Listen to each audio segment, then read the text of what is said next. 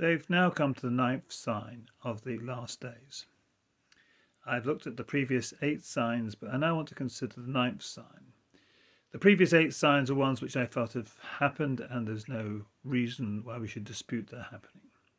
But the ninth sign is slightly unusual in that it is currently happening, and it hasn't, I think, yet reached its full degree of fulfillment.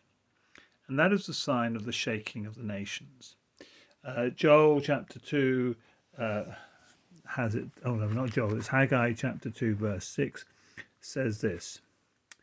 For thus says the Lord of hosts, once more I will shake the heaven and earth and sea and dry land, and I will shake all the nations, and they shall come to the desire of all nations, and I will fill this temple with the glory, says the Lord of hosts.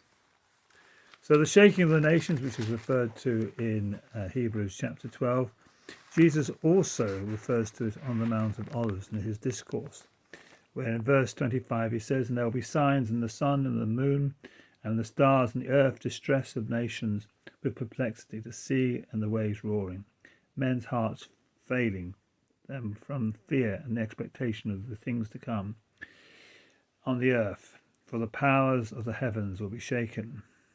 Then shall they see the Son of Man coming in a cloud with power and great glory. Now when these things begin to happen, look up, lift up your heads, because your redemption draws near. And certainly commentators are saying that this last few years have been so unusual, so much shaking.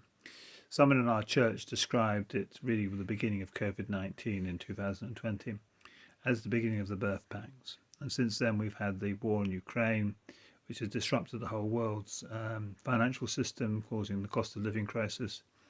And then we've had the war in Gaza, which has agitated the world for much of 2 years. And now we have the election of Donald Trump. And whatever you think about Donald Trump, no one can doubt that he's not a disruptor, and he creates instability.